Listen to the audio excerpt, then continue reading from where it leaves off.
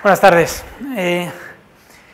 Una ONG hace campañas diseña campañas como una empresa diseña productos. Y cuando nosotros tuvimos que plantear esta campaña hace 2 años, cuando Oxfam Internacional se planteó cuál iba a ser el esfuerzo en el que íbamos a centrar nuestro trabajo durante los próximos 4 años, como decía Ricardo, yo creo lo que constituye la campaña más ambiciosa de Oxfam Internacional en este momento, lo que hicimos fue exactamente eso. Miramos fuera, analizamos el mercado, miramos la realidad de las comunidades y de los países en los que Oxfam está presente, y en cada uno de los casos, prácticamente sin excepción, apareció el problema de la seguridad alimentaria como uno de los retos del principio del siglo XXI.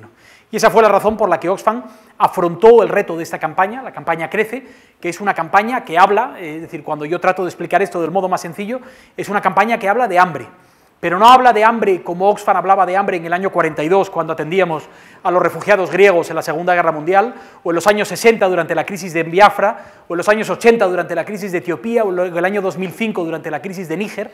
Oxfam lleva casi 70 años trabajando en la lucha contra el hambre, y sin embargo esta campaña es diferente.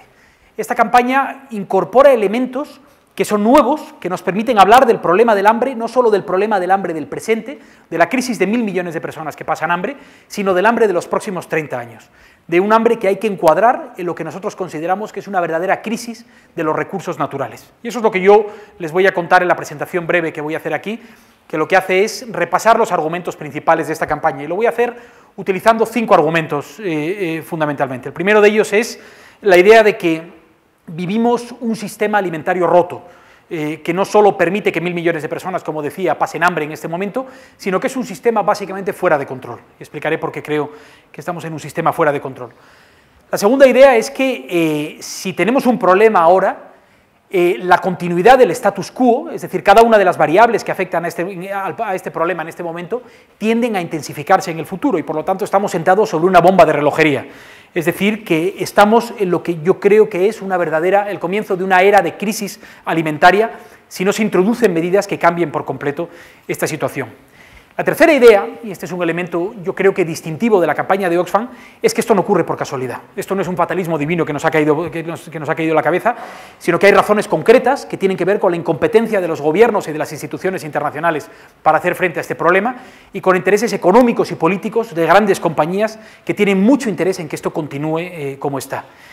Y si existen razones para pensar que hay una causa que va más allá de las razones naturales, yo creo que hay buenas razones para pensar que existen alternativas y que, por lo tanto, tenemos la posibilidad de cambiar esta situación. Es lo que Oxfam ha propuesto en su visión como introducir una era de prosperidad.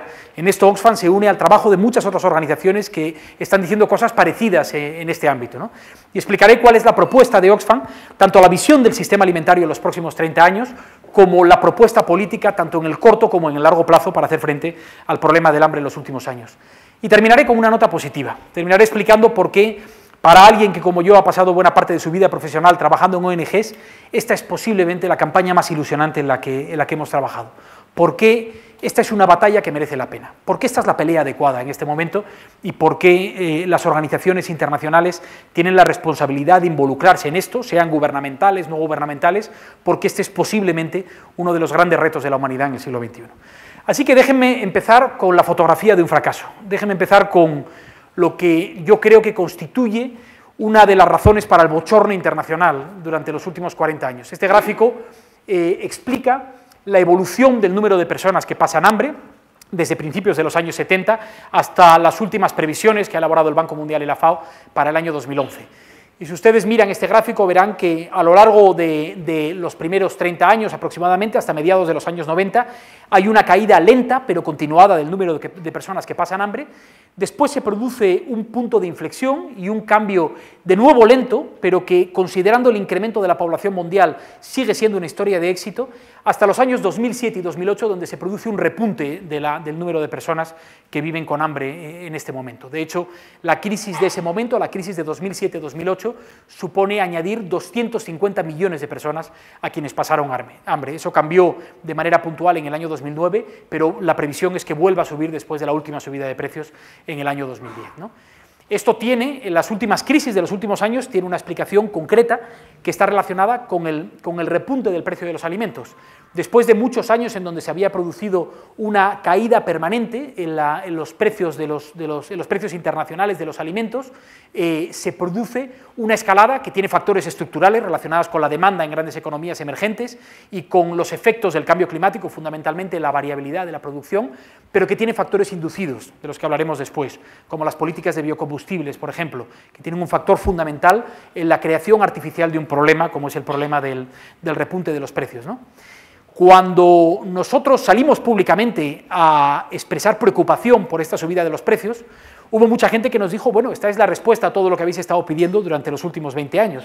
Oxfam ha criticado mucho las subvenciones de los países ricos que hundían artificialmente los precios de los alimentos y, por lo tanto, en teoría, la subida de los precios es una buena noticia para prácticamente 3.000 millones de personas que dependen de la agricultura en los países pobres y que, por lo tanto, podrían estar más interesados en una subida de los precios.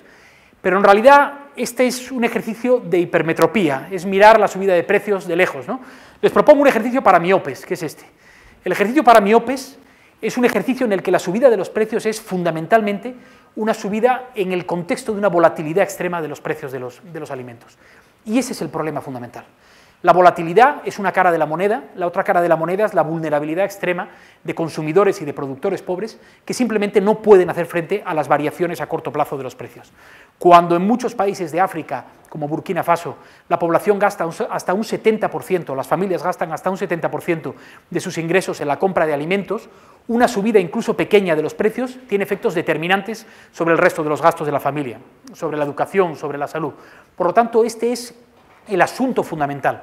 Cuando hablamos de consumidores pobres, estamos hablando en gran medida en los países pobres también de productores pobres. Es decir, que una familia de productores que tendría la posibilidad de aprovechar este mercado, en realidad va a tener que vender su pequeño capital, sus 2 vacas, su pequeño terrenito, para poder hacer frente a la subida de los precios y, por lo tanto, no va a poder aprovechar las ventajas que le ofrece un mercado más rentable. Esta es la realidad. La realidad de 8 millones de personas que en África Oriental en este momento se enfrentan a la posibilidad de una crisis alimentaria, la mayor parte de ellos mujeres y niñas. Pero esto tiene otra cara de la moneda, que la otra cara de la moneda es el efecto que se ha producido en paralelo y que es nuevo, es decir, no, por lo menos es nuevo en su intensidad, que es la rapiña por los recursos naturales que ha generado el repunte de los precios de los últimos, desde los años 2007-2008. Lo que estamos observando es cómo la escalada de precios ha generado un pánico alimentario que ha hecho que los países que podían corriesen una carrera para hacerse con los recursos productivos que garantizarían su aprovisionamiento alimentario en los próximos años. En África hemos observado cómo en 2009 se han producido tantas compras de tierra como en el conjunto de los 22 años anteriores. Hemos visto cómo en una investigación nueva que ha hecho Oxfam junto con la International Land Coalition, hemos analizado 1.200 acuerdos desde el año 2003 que cubren cerca de 80 millones de hectáreas de compra de tierra, de inversión en tierra, fundamentalmente de inversores extranjeros. Y en este caso estamos hablando de una tierra que en buena parte no es una tierra que se produzca inmediatamente. Es una inversión que se hace ya sea para garantizar el aprovisionamiento futuro o bien por razones especulativas, pero que no es una tierra que se pone en uso inmediatamente. Y ese es un problema fundamental en este momento en relación con los precios. Esa es la explicación que nosotros damos del sistema alimentario roto del que estaba hablando hasta ahora. Si tenemos un sistema alimentario roto por las razones que explicaba, el riesgo es que esto se convierta en una verdadera bomba de relojería.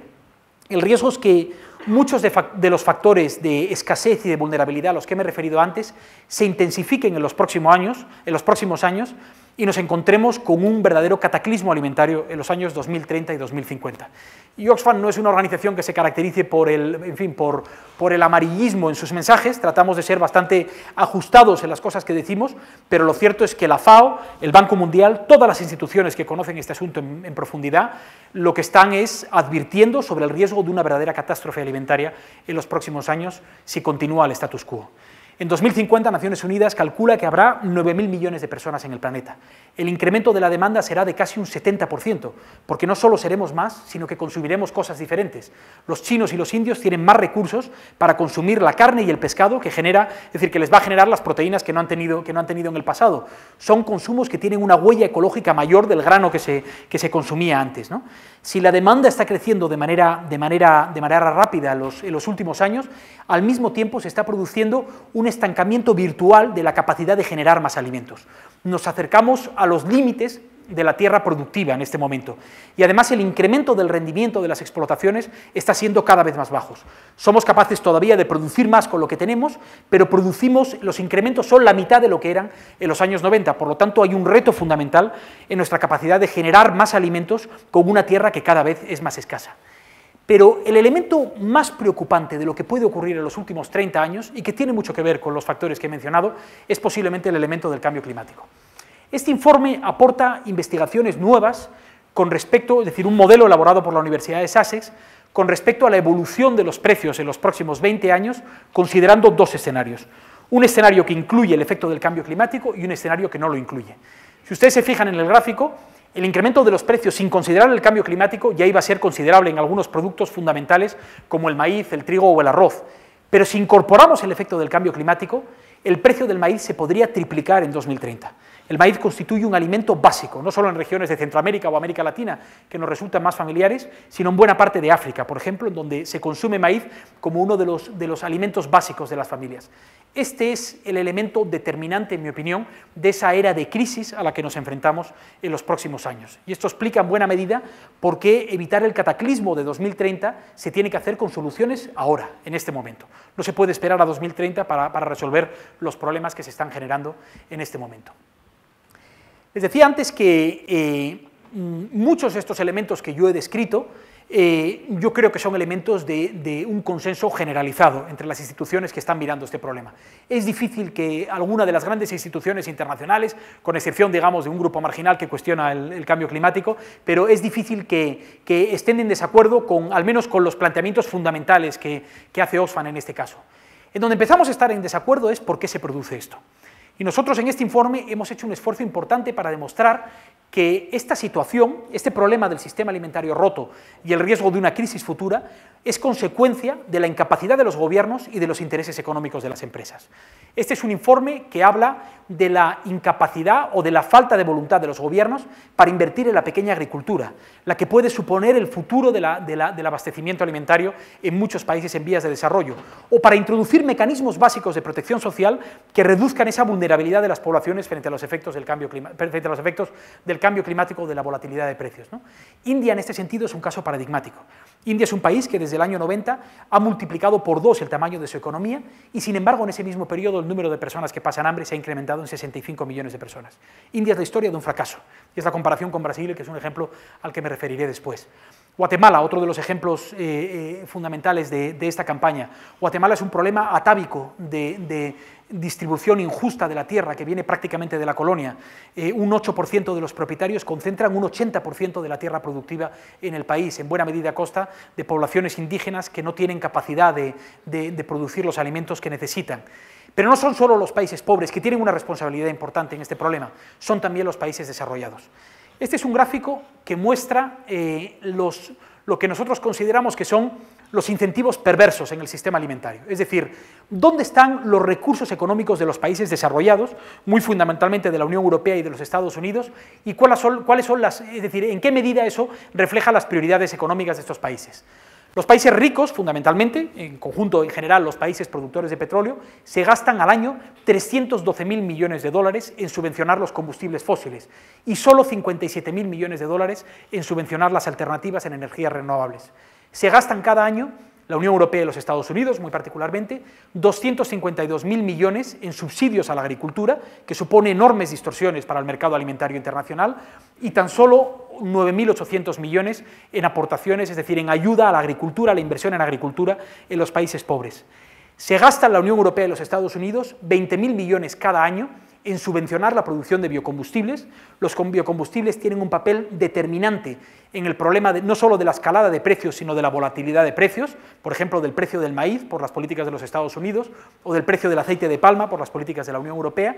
Como digo, se gastan 20.000 millones cada año, además de los mandatos políticos, y tan solo 3.500 millones de contribuciones al Programa Mundial de Alimentos. Este es un sistema de incentivos perversos, es un sistema de incentivos equivocados, que no solo habla de la incompetencia de los gobiernos, sino que habla de la connivencia de los gobiernos precisamente con los intereses de las grandes compañías. Las grandes compañías que operan en un sector profundamente opaco y concentrado. Este gráfico, de una manera muy sucinta, explica algunos ejemplos de cómo está distribuido el mercado agroalimentario que hay entre los 7.000 millones de consumidores y los 1.500 millones de productores, es decir, cabezas de familia que en realidad constituyen casi 3.000 millones de la población mundial.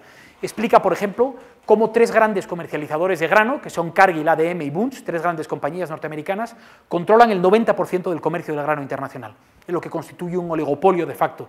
Por lo tanto, son compañías que tienen una influencia determinante en este proceso. Son compañías que se benefician mucho del incremento del precio de los alimentos. Cargill, en el primer trimestre de 2008, cuando se estaba produciendo un verdadero drama alimentario en muchos países en desarrollo, incrementó en un 86% sus ingresos. Y en este momento, Cargill camina hacia el mejor año de toda su historia en cuanto a sus resultados económicos.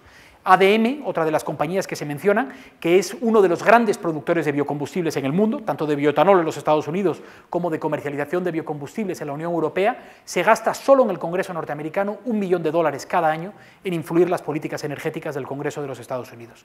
Esto no ocurre por casualidad, es decir, se trata de compañías que tienen intereses concretos en que las cosas continúen como ahora. Todavía no sabemos cuál es el efecto real de los mercados especulativos en el precio de los alimentos. Lo que sabemos es que no parecen tener un efecto determinante en la escalada de los precios, pero sí parecen tener un efecto determinante en la volatilidad extrema de los precios, que, como decía antes, sigue siendo uno de los problemas fundamentales. Las inversiones en los mercados especulativos de alimentos se han multiplicado por 24 desde 2003. Esto se ha convertido en verdadera sangre en el mar para los tiburones especulativos que trabajan en este ámbito. Por lo tanto, les decía, vivimos un sistema alimentario roto, nos enfrentamos a una era de crisis, no hay nada casual en todo este asunto, todo esto responde a incapacidades y a intereses muy concretos, pero sí estamos convencidos de que nada de todo esto es inevitable, de que sí existe la posibilidad de tomar medidas en este momento, ahora, en el corto y en el largo plazo, para transformar el sistema alimentario y entrar en eso que nosotros llamamos una nueva era de prosperidad, que no es diferente, insisto, de las propuestas que han hecho otras muchas organizaciones internacionales, gubernamentales y no gubernamentales. Nosotros proponemos, por decirlo de una manera muy sucinta, lo que aparece en este gráfico. Nosotros hablamos de un sistema alimentario que está sujeto a un círculo que expresa los límites planetarios, los límites ecológicos del planeta. Hablamos de un cuadrado grande, que es el que se representa por los 7.000 millones o por los 9.000 millones, que describe la población mundial, y de un cuadrado verde, un poquito más claro, que es el que describe la participación en esa economía mundial del 20% más pobre del planeta. Y lo que nosotros proponemos, básicamente, es imbricar los conceptos de ecología y equidad de un modo que al menos Oxfam no había hecho en el pasado. Y esto es nuevo. Desde luego es nuevo para nosotros, pero yo creo que es nuevo en la manera en que las organizaciones internacionales enfrentan el problema del hambre en el futuro. No es simplemente una cuestión de garantizar el acceso a los alimentos o de garantizar la inversión en los pequeños productores. Se trata de considerar el efecto de los recursos naturales de una manera esencial en el problema del hambre. Y eso es lo que tratamos de hacer. Nosotros aspiramos en 2050, esa es nuestra visión, como la visión de otros muchos, a un sistema alimentario mundial cuya huella esté dentro de los límites planetarios y en donde además la parte proporcional de las poblaciones más pobres se haya incrementado de manera considerable. Y para eso proponemos una agenda política que está basada en 2 conceptos, uno de los cuales es incomprensible para todo el mundo, incluso para mí en este momento, que es esa idea de la resiliencia, que es un palabra que se ha introducido cada vez más en los conceptos, un concepto científico que habla de la capacidad de las personas o de los organismos para adaptarse a su entorno, para adaptarse a los cambios del entorno. Lo que nosotros proponemos es una agenda política que está basada fundamentalmente en incrementar la capacidad de las personas, de las comunidades más pobres y del entorno para adaptarse a los cambios, por un lado, pero por otro también reducir los riesgos del entorno, reducir los factores que están disparando la vulnerabilidad de estas personas. Y proponemos una agenda a corto y una agenda a largo. La agenda a corto está orientada en hacer frente a las crisis alimentarias y, por decirlo de una manera simple, poner el sistema bajo control. Estamos hablando de medidas fundamentales que reducen la vulnerabilidad de las personas, como por ejemplo la reforma del sistema alimentario. En este momento, la reforma del sistema de ayuda alimentaria. La ayuda alimentaria en este momento sigue siendo un instrumento al servicio de los donantes. En el caso norteamericano, 6 de cada 10 dólares de ayuda alimentaria que se concede a los países más pobres se queda en los Estados Unidos. Se quedan las compañías que producen alimentos o las compañías navieras que por ley transportan los alimentos desde los Estados Unidos a África. Proponemos una coordinación básica en los mecanismos comerciales que hacen es decir, que en este momento están permitiendo a los países prácticamente actuar por su cuenta cuando se produce un repunte de los precios. Si analizamos cómo reaccionaron la mayor parte de los grandes productores del planeta durante la crisis de 2007-2008, fue un efecto centrífugo, donde cada uno básicamente miró por su propio problema. Argentina, Rusia, India, se produjeron restricciones de las exportaciones que lo que hicieron fue involucrar al sistema en una ola de pánico, en un círculo vicioso de pánico que multiplicó los precios de los alimentos en muy poco tiempo. No existen mecanismos básicos de coordinación de los grandes exportadores cuando se produce una situación de este tipo, y existen instituciones como la Organización Mundial del Comercio que tienen la capacidad para introducirlos.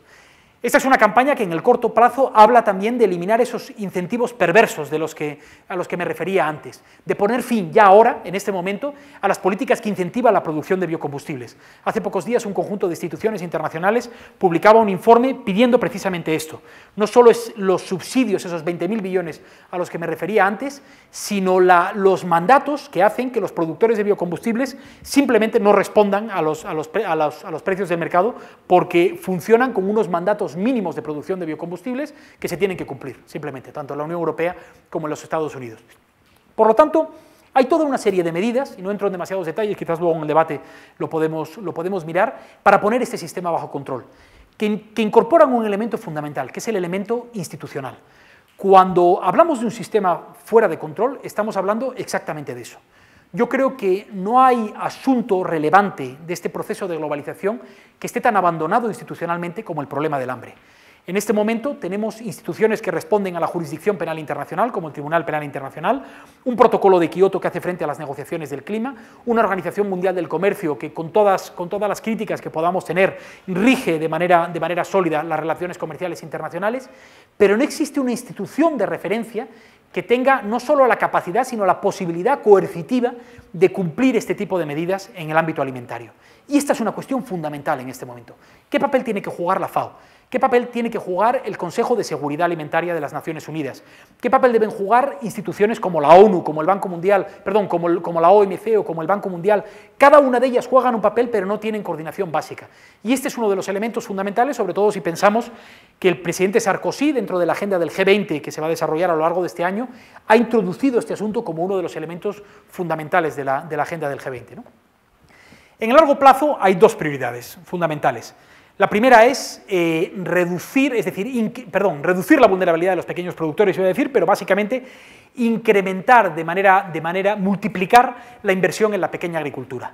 Este informe analiza de manera concreta cuál es el potencial de los pequeños productores a la hora de solucionar el problema del hambre en el mundo.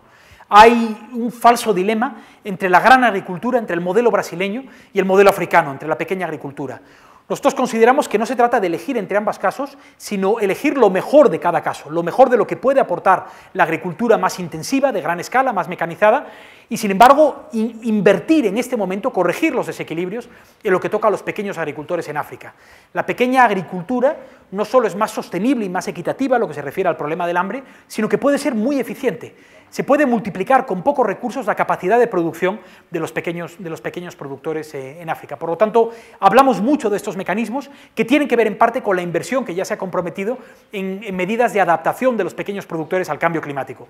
Luego veremos un vídeo de Burkina Faso, una región que está particularmente castigada, la franja del Sahel, por las variaciones de la lluvia y por la erosión del suelo. Esos productores necesitan medidas que les permitan adaptarse a la variación del clima. Las medidas, eso que se llama en la terminología del cambio climático, la adaptación al cambio climático. Este es un elemento fundamental. Pero quizás el elemento más fundamental son las decisiones que se puedan tomar en el corto plazo sobre las negociaciones de cambio climático. Este es un gráfico que expresa cuál sería el factor de la adaptación, es decir, si consiguiésemos introducir en las negociaciones acuerdos y compromisos concretos para financiar la adaptación de los países pobres, de los pequeños agricultores, aquí en este caso este gráfico se está hablando de África, la adaptación al cambio climático, se podría amortiguar de manera muy notable el crecimiento esperado de los precios para el futuro. Es decir, esta es una de las medidas concretas, según el modelo que nosotros hemos elaborado, es una de las medidas concretas que permitirían amortiguar esa crisis alimentaria de la que estamos hablando en el futuro. Y déjenme terminar con una nota positiva. Les he descrito una situación casi apocalíptica, ¿no? En fin, dan ganas de tirarse a la carretera después de escuchar todo esto. Y sin embargo existen muchas historias de éxito, existen muchas historias que prueban que las medidas que nosotros proponemos, las medidas que propone la FAO, que propone el Banco Mundial, que proponen muchas instituciones internacionales, ya están teniendo éxito. Brasil ha reducido a la mitad el número de personas que pasan hambre o la incidencia del hambre en su país, gracias precisamente a una combinación de inversión en la agricultura familiar y de programas exitosos de protección social en las poblaciones más vulnerables. Es decir, reduciendo esa vulnerabilidad e incrementando la capacidad de la agricultura familiar de alimentar a sus propios países. Conocemos el caso de Vietnam, de Indonesia y de otros países del sudeste asiático que han incrementado casi un 50% la productividad de su arroz, el rendimiento de sus explotaciones de arroz, reduciendo un 40% el consumo de agua, gracias a un programa que se conoce como el Programa de Intensificación del Arroz, que es una de las experiencias más exitosas también en este ámbito. Oxfam trabaja con compañías internacionales como Plenty Foods en Sri Lanka, que ha decidido apostar por los pequeños productores como sus proveedores para la cadena de comercialización, 1.500 familias de pequeños productores. Conocemos casos de compañías como Nike que decidieron abandonar la Cámara de Comercio en los Estados Unidos en desacuerdo con la posición de la Cámara de Comercio con las negociaciones sobre cambio climático. El mundo está cuajado de historias de éxito, cuajado de buenas historias. Esas son las historias que esta campaña quiere apoyar. Quiere demostrar que esto es posible, que no es necesario intensificar la carrera por los recursos naturales, que en la colaboración, que en la coordinación tenemos mucho más que ganar que en la batalla por el sistema alimentario que se está planteando en este momento. Y Oxfam quiere hacer esto con centenares de organizaciones con las que estamos trabajando en los más de 50 países en donde hemos presentado esta campaña, con algunas de las organizaciones que están presentes aquí, en colaboración con instituciones internacionales, y yo confío que realmente esta sea la gran campaña de Oxfam Internacional en el futuro. Así que les animo a seguir unidos a ella, a seguir este debate, esta conversación a la que nosotros nos unimos en este momento. Yo creo que este es un buen ejemplo de todo lo que podemos aportar en este ámbito. Muchas gracias.